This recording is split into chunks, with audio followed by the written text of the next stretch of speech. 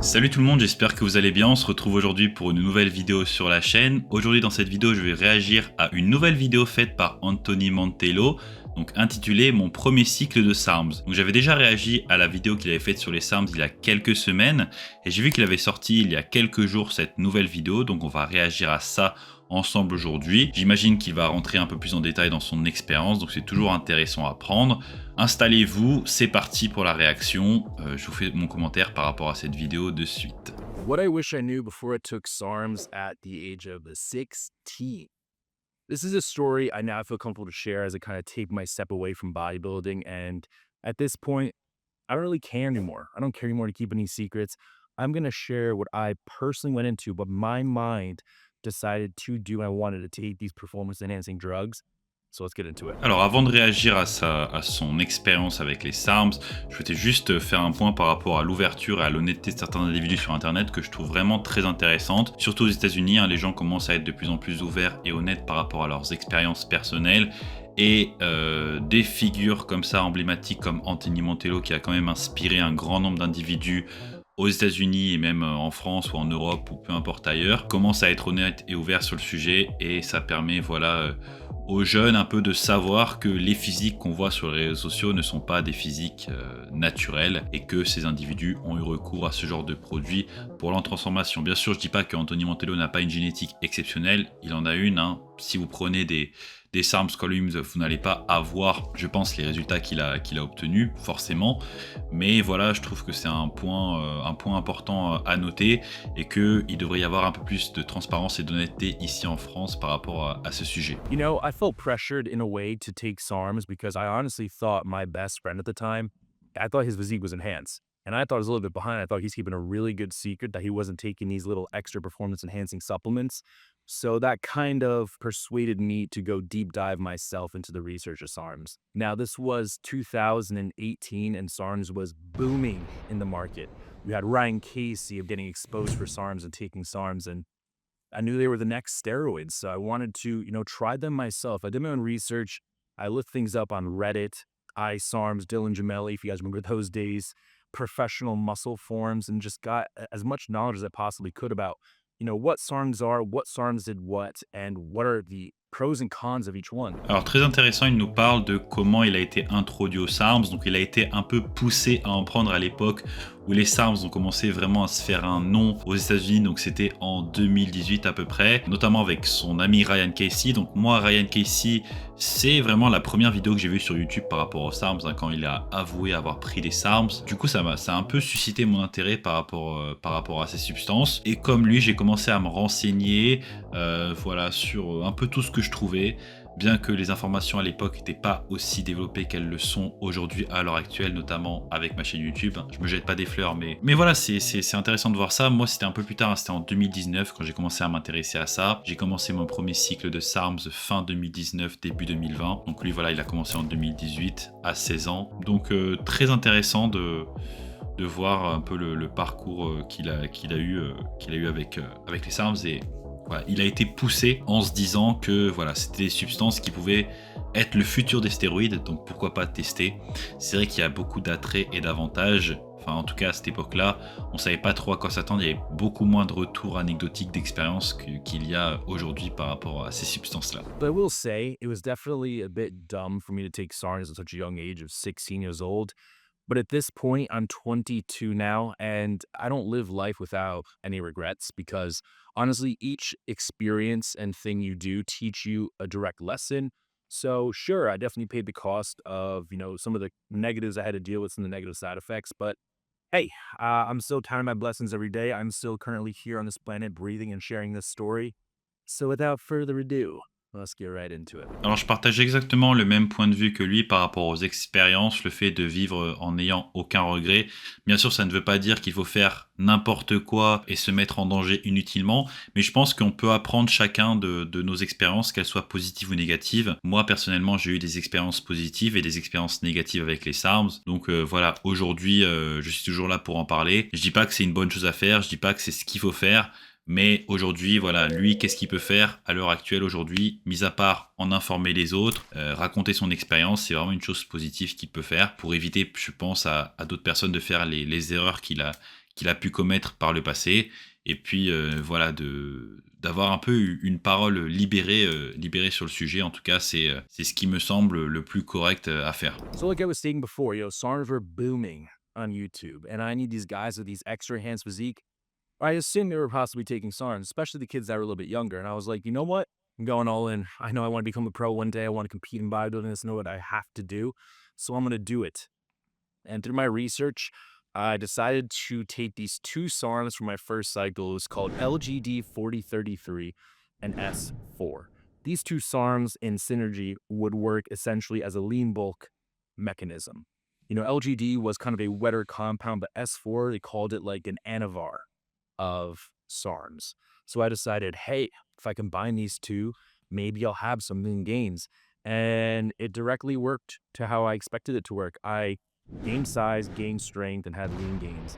Now, I'm not trying to encourage everyone to take SARMs because honestly, I'm not your parent. I'm not your dad. I'm not anyone to tell you, yo, you should do this or you shouldn't. I'm just sharing my story. And if some people are influenced to take it, I'm sorry you are. I don't have control over you. I honestly, at this point, just want to share my experience. Alors là, par rapport à son choix de composé, j'en avais déjà fait, un commentaire dans l'autre vidéo que j'avais faite à son sujet il y a quelques semaines de cela. Son choix, en fait, c'était de se tourner vers du LGD 4033 avec du S4 Andarine. Pourquoi? Le LGD 4033 pour la prise de masse, le S4 Andarine pour maintenir une condition physique assez sèche. Donc son objectif, c'est une prise de masse sèche, donc il s'est dit pourquoi pas combiner les deux. Ce qui théoriquement, lorsqu'on y pense, c'est pas forcément quelque chose de... Ça pourrait être quelque chose qui fonctionne. Après, avec les connaissances que l'on a aujourd'hui par rapport à ces molécules, on se rend compte que finalement, prendre 2 composés comme ça ensemble, ça peut entraîner, des effets secondaires significatifs assez conséquents puisqu'on vient rentrer en compétition sur les mêmes récepteurs aux androgènes avec 2 composés qui vont avoir un peu les mêmes effets. Surtout à cet âge-là, assez jeune, c'est une très mauvaise erreur de prendre des SARMs déjà de base tout court. Également sans base de testostérone, j'imagine, ou sans base de produit qui va venir se convertir en œstrogène dessous. Enfin voilà, il va sûrement nous le dire par la suite selon son expérience, les effets qu'il a eu avec. Mais en soi, le choix des composés avec les informations qui étaient disponibles à l'époque sur le sujet, ça fait sens. Mais dans la réalité, c'est pas forcément le meilleur choix. SARMs work specific where they're not so much androgenic, but they're more anabolic. And honestly, at the young age that I took these, I'm glad that was the case because if I took something like, real AAS, anabolic androgenic steroids, I would have had a lot more mass utilization going on, which honestly, SARMs gave me this pretty boy dry look. And that's how I rocked this aesthetic at a young age. Essentially, when I took these SARMs, I rocked no test, no estrogen. So essentially, you consume this capsule, which is a SARM, it's a hormone essentially, right? Your body recognizes it, and eventually, what happens is your natural testosterone actually starts to tank, it starts to shut down because, hey, there's this artificial hormone in our body. What's going to happen is testes, we're going to stop producing because there's artificial hormone. And then what happens is you have no test to estrogen conversion, therefore having essentially zero estradiol and zero testosterone, and just this weird SARM, this orange exogenous hormone that isn't really even a hormone. It says SARM. I looked freaking dry. I looked really good for a young age, and it gave me the muscle, the muscle benefits, the anabolic benefits, gave me the physique, gave me the strength to some degree. I was never a strong individual. But the downside of it was you're functioning on zero hormones. So all the estrogen negative side effects of moodiness, low sex drive, erectile dysfunction, which I will admit right here, my penis didn't work. Not one bit. It was this is straight. This is good as erect. It was like this. Trying to rub one out would be coming out through a soft pipe. So luckily for me, I was a virgin, had nothing more about besides the gains, and that's exactly what I cared about. I got no girls who were about touching my little pecker, so therefore I could just keep making these gains. Now, low testosterone, we know is, we're a man, but you have testosterone. And I had none of that. I just had this SAR on my body. So, yeah, Smart choice, Anthony.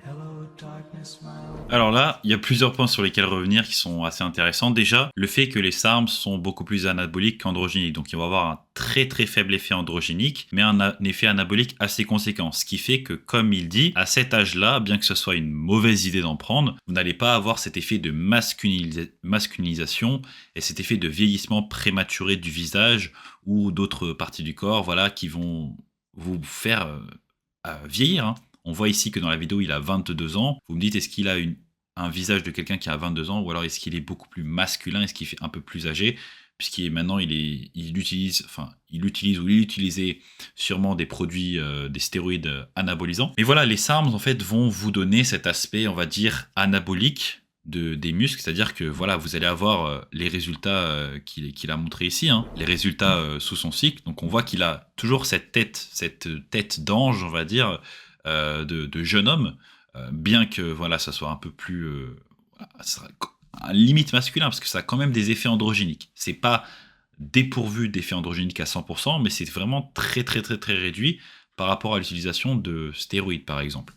Donc du coup, vous avez les effets anaboliques sur la masse musculaire, et vous avez très peu d'effets androgéniques. Donc c'est le principal attrait des SARMs. Également, il nous parle de la suppression hormonale. Donc du coup, comme vous prenez des SARMs, votre corps va reconnaître ceci comme une hormone, mais il ne sait pas vraiment quelle hormone c'est. Une hormone qui va accomplir certaines des fonctions physiologiques de la testostérone, mais en même temps, il ne la reconnaît pas totalement. Donc, qu'est-ce qu'il va faire? Il va supprimer vos niveaux de testostérone. Il ne va pas arrêter totalement votre production, contrairement à l'utilisation, par exemple, de testostérone exogène, puisque c'est une hormone bioidentique et du coup, là, votre corps se dit, bah ouais, il faut arrêter la production parce qu'on en a carrément assez. Mais là, vu que c'est pas totalement de la testostérone, il ne reconnaît pas, il va diminuer la production. Donc, vous allez avoir une suppression hormonale, mais pas un arrêt total, en fait. Et du coup, le principal problème des SARMs également, c'est qu'il ne va pas y avoir de conversion en œstrogène. Si vous ne prenez pas de base de testostérone, donc une base de testostérone, ça peut être quelque chose qui se convertit en fait en œstrogène avec vos SARMs, qui vous permet de maintenir certaines des fonctions physiologiques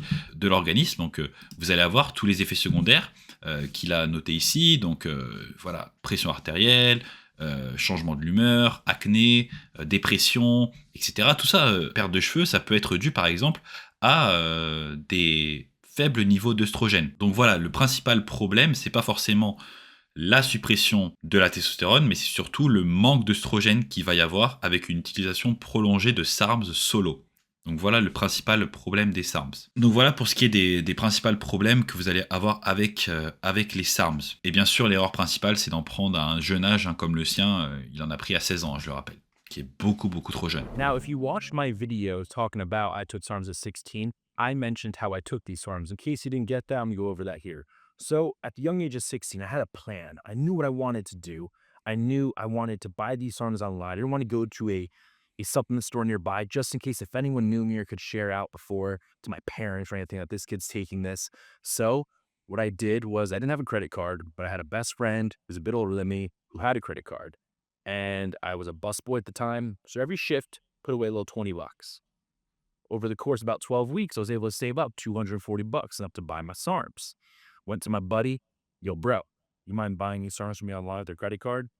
He asked, he was a good friend. He was like, yo, dude, you sure about this? You really want to do this? Like, aren't these like steroids?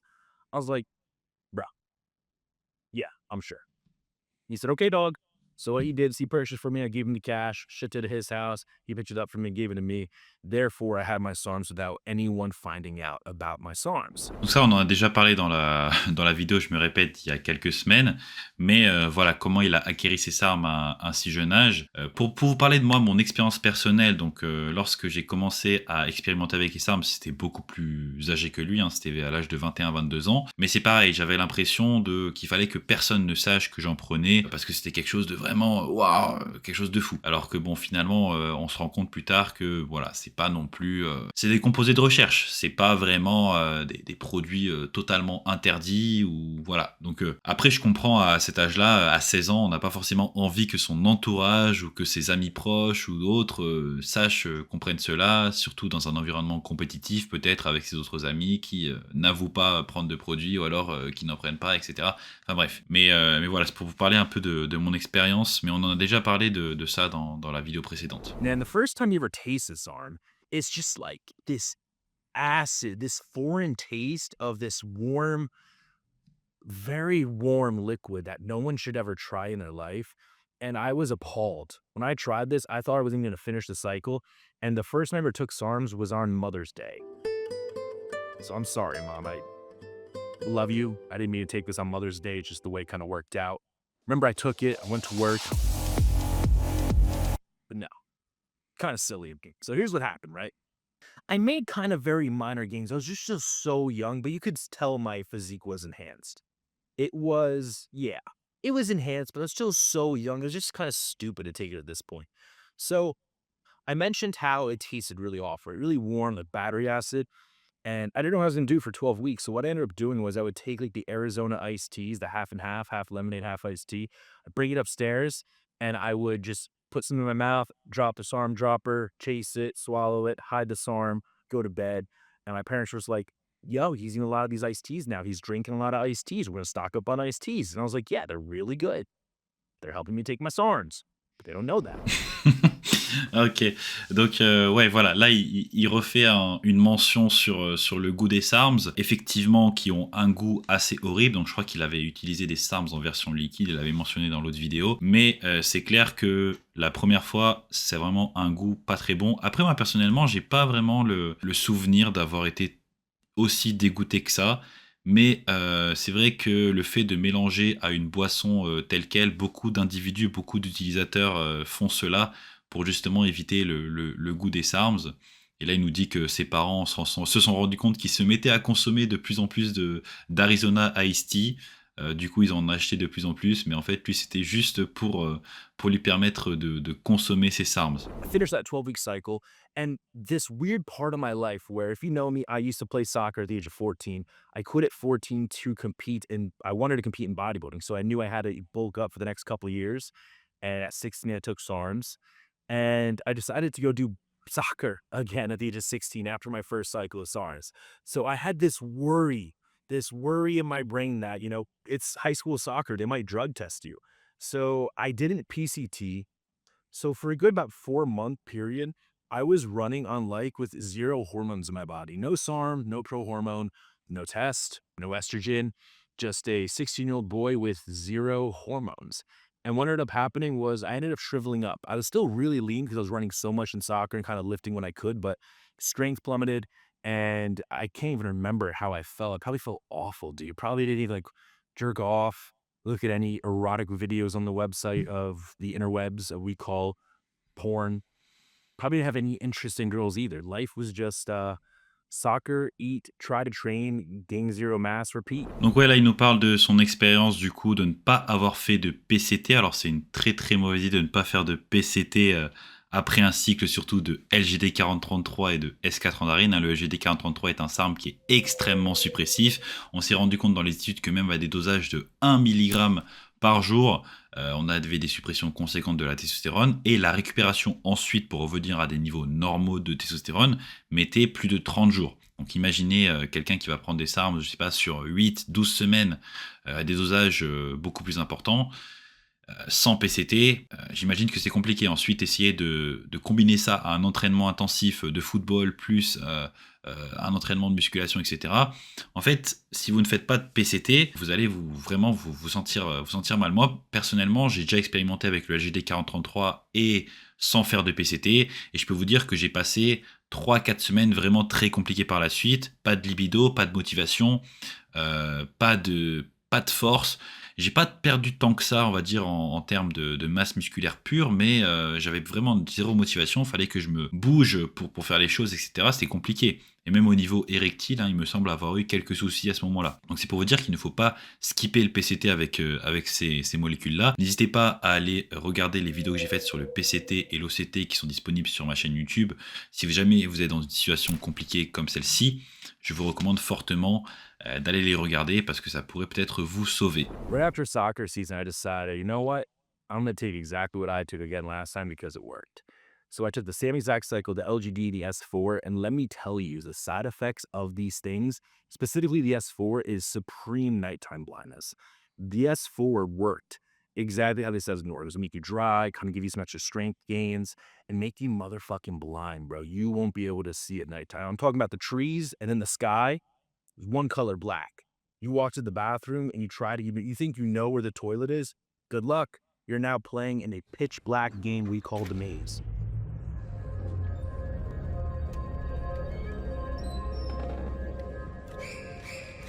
Yeah, there was severe nighttime blindness, and when I would hang out with my friends and play Manhunt or any of that type of fun night activities, I just told them, "I'm nighttime blind, I can't see," and they're like, "Dude, what the heck? Where did this come from?" And I was like, "I don't know, genetic, hereditary, just kinda came out of nowhere." And yeah, I kinda lied about it, and then no one knew about it, and now they know about it, so Donc voilà, là, par rapport à l'effet secondaire du S4 sur la vision, j'en avais parlé également dans l'autre vidéo, je me répète, mais c'est vraiment quelque chose d'assez conséquent. Le S4, c'est un SARM qui est vraiment très safe au niveau de son impact sur le bilan sanguin en général. Sur la suppression hormonale, il est très faible. Sur le cholestérol, il a très peu d'impact. Sur le foie, il est safe également. Mais il va avoir cet effet secondaire sur la vision. Donc, est-ce que c'est dû au fait qu'il va venir s'attacher sur les récepteurs aux androgènes au niveau des yeux, possiblement, au niveau de la rétine? Et le problème, c'est que ça entraîne des effets secondaires sur la vision. Donc, c'est-à-dire que c'est pas seulement la vision nocturne, c'est également lorsque vous passez d'un environnement clair à un environnement sombre. Donc, par exemple, lorsque vous êtes à l'extérieur et que vous rentrez, hein, par exemple, dans le hall d'un immeuble, vous allez mettre 1 à 2 minutes à vous ajuster. Moi, personnellement, je me souviens que lorsque j'étais à l'extérieur et que je rentrais dans le hall de mon immeuble pour rentrer chez moi, j'avais au moins 1 à 2 minutes d'ajustement. Pareil, lorsque j'allais à la salle et que je rentrais dans la salle, le temps d'aller jusqu'au vestiaire, de mettre mon sac dans le casier, de me changer, etc., j'avais mes yeux qui n'étaient même pas encore ajustés. Donc voilà, le S4, ça a cet effet secondaire qui est assez surprenant, assez contraignant. Et pareil pour la nuit, bonne chance pour essayer de prendre le volant avec le S4, de marcher dans la nuit avec le S4, même d'aller aux toilettes avec du S4 pendant la nuit. C'est compliqué. Déjà que la nuit, on ne voit pas. Bah là, avec le S4, on ne voit pas encore plus. Voilà comment je pourrais le décrire. now for the second cycle, right? This is gonna be a first and second cycle story. The second cycle I did right after soccer practice. I had a goal in mind. I was like, you know what? I want to, in a year from now, I want to be sponsored. I want to have followers. I want to have the physique so I can gain both of those. So I'm gonna do the same exact thing again. There was no PCT, no Novadex, none of that extra stuff in between. Right back to SARM cycle number two. Took the same stuff for 12 weeks or maybe 16 weeks. I think it was 16 weeks. It was from just like end of November to March 1st, December, January, February. Okay, about 12 to 16 weeks, anywhere from there. Now that soccer was out of the picture, I was packing on size, I was packing on the strength, I was packing on the gains. My physique was just ready to grow from not having any hormones, running so much. My body was ready to put on the size, and it did just that. So yeah, in these photos, I was juiced. I was juiced up on the SARMs. Là, il nous parle de son second cycle. Donc on voit les résultats qu'il a obtenus, c'est quand même assez impressionnant. Il nous parle d'une durée de cycle de 16 semaines, ce qui est beaucoup, beaucoup trop long. J'imagine même pas, hein, avec pas d'œstrogène, etc. Donc ça entraîne effectivement ce look vraiment sec, ce look vraiment sans rétention d'eau en fait. C'est l'effet, mais il a eu vraiment une transformation impressionnante, hein. Je dis pas que vous allez avoir cette transformation-là si jamais vous utilisez ce genre de composé. Bien sûr, n'en utilisez pas. C'est pas du tout recommandé pour la consommation humaine ou quoi que ce soit, hein. C'est des composés expérimentaux, je vous rappelle. Mais on voit que voilà, il a eu quand même une transformation assez conséquente entre son premier cycle ici, hein, on voit les résultats d'après son premier cycle, et sur le second cycle, là, il y a clairement une très très grosse différence. Et voilà, donc c'est des résultats qui sont, on va dire, assez significatifs. Après, il est vraiment très très sec, donc c'est sûr que ça se voit beaucoup sur lui. Mais voilà, l'erreur, encore une fois, c'est 16 semaines de cycle. C'est beaucoup trop long, et surtout sans base hormonale dessous qui va venir se convertir en œstrogène. Vous pouvez vous exposer à plein d'effets secondaires négatifs, et à son âge, qui était beaucoup trop jeune également, c'est une très très très mauvaise idée. I was juiced up on the SARMs. And then I remember, besides looking really good, when I had to come off in PCT, this is where the unfortunate mind fuckery comes in. Because when I PCT, I stopped posting on Instagram because I wasn't content with my physique, a little bit of body dysmorphia, right? I remember someone commented, he's not posting his physique. I bet you he's PCTing right now. And that dude called a shot. And he made it nothing but net. He got it right. And guess what? That's when it started because I started my cycle earlier again because people caught on. So that started the whole mindfuckery of these PEDs, staying on cycle, not actually trying to be healthy. It's just all about the gains. Alors là, il relève un point extrêmement important, c'est que il nous parle du cercle vicieux dans lequel il est rentré avec l'utilisation de produits dopants, de produits anabolisants ici, qu'il avait reçu du coup lors de sa phase de PCT sur son second cycle, qu'il avait reçu un commentaire sur Instagram du fait qu'il ne postait plus son physique, puisqu'en phase de PCT, eh bien, vous allez perdre l'aspect, vous allez perdre les congestions, vous allez perdre un certain look que vous avez en cycle, et mentalement, ça peut être difficile. Du coup, vous n'allez pas vous poster forcément à votre meilleur jour sur les réseaux sociaux. Donc lui, il ne se postait plus et quelqu'un a dit « Ah, j'imagine qu'il est en PCT en ce moment ».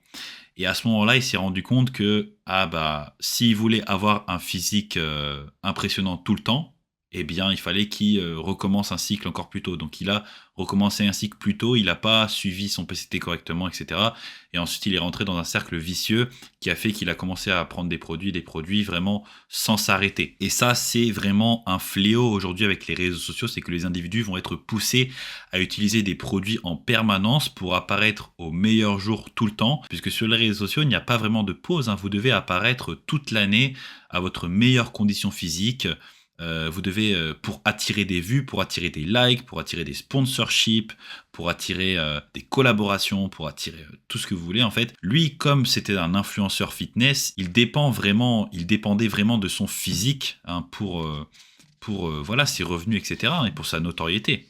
Donc ce qui fait que voilà, il s'est dit je vais continuer à prendre des produits et je vais pas correctement suivre les PCT, les thérapies de PCT et je vais en prendre et je vais continuer, etc. Et beaucoup d'individus aujourd'hui se retrouvent dans cette situation. On voit aujourd'hui sur les réseaux sociaux que c'est vraiment la course à celui qui va avoir le physique le plus impressionnant, à la limite de faire des choses qui sont très très dangereuses. On voit très bien que beaucoup d'individus utilisent des produits à des dosages extrêmement conséquents et essayent d'afficher des physiques hors normes, des physiques mutants. Et ça attire les vues, ça attire la conversion, ça attire les likes, ça attire les impressions, donc ça attire l'argent. Et voilà, aujourd'hui, on est dans une société où l'attention et l'argent sont liés. Donc voilà, les influenceurs fitness sur les réseaux sociaux sont poussés aujourd'hui de plus en plus à se mettre en avant sans arrêt sous leur meilleur jour. Donc ça peut causer vraiment des gros problèmes. Et Anthony Mantello, lui, il a dit dans une vidéo récente qu'il arrêtait justement le bodybuilding, les compétitions et un petit peu les réseaux, justement le fait de se promouvoir sur les réseaux, puisque je pense que ça a dû l'impacter mentalement et ça a dû l'impacter physiquement également. That's why I'm happy I kind of exit that lifestyle now. But that's my story of my first cycle experience, what I took, and everything around it. There will be more parts to these videos. I will be sharing almost every cycle I've done. So stay on the lookout for those. Donc voilà, pour la vidéo, elle est terminée. Qu'est-ce qu'on peut retenir par rapport à cette vidéo d'Anthony Mantello? Donc voilà, on est un peu plus rentré en détail par rapport à sa vidéo précédente, par rapport à son cycle justement, qu'est-ce qu'il a fait, etc. Et il nous dévoile également voilà, le fait que ce premier cycle, ça a été en fait un doigt dans l'engrenage hein, des produits. Et c'est généralement ce qui se passe pour la plupart des gens. Une fois que vous commencez à utiliser des produits, c'est très compliqué de revenir en arrière. Beaucoup d'individus tombent dans le piège de continuer, de vouloir toujours plus. Et c'est ce qui malheureusement s'est passé pour lui. Bien qu'aujourd'hui, voilà, il ait 22 ans et qu'il ait décidé d'arrêter sa carrière de bodybuilding, on voit que voilà, ça l'a sûrement impacté. Mais je trouve que ça soit bien aujourd'hui qu'il fasse un partage d'expérience pour peut-être voilà, faire de la prévention ou faire de l'éducation auprès des jeunes qui seraient aspirés à faire la même chose que lui.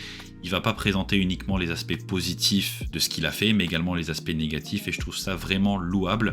Donc voilà pour cette vidéo, j'espère que ça vous aura plu. Si vous avez aimé la vidéo, n'hésitez pas à liker la vidéo, à laisser un commentaire, ça aide toujours pour l'algorithme YouTube, à vous abonner à la chaîne et à activer la cloche des notifications pour manquer aucune des prochaines vidéos.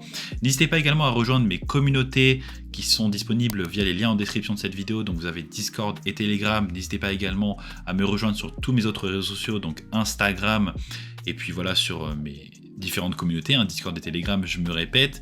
Vous pouvez aussi jeter un coup d'œil à mon site web pgsarms.com. Vous avez une tonne d'articles pour vous aider à en apprendre plus par rapport à ce sujet là du biohacking et de l'expérimentation. Également, vous avez ma chaîne YouTube. Je vous invite à regarder toutes les vidéos qui sont disponibles. Si vous avez des besoins spécifiques, des questions, des interrogations ou voilà, une situation bien spécifique qui nécessite de l'attention, n'hésitez pas à réserver une consultation avec moi via le lien en description. On se retrouve très vite, à bientôt sur la chaîne pour une nouvelle vidéo. Allez, salut les gars, bye bye.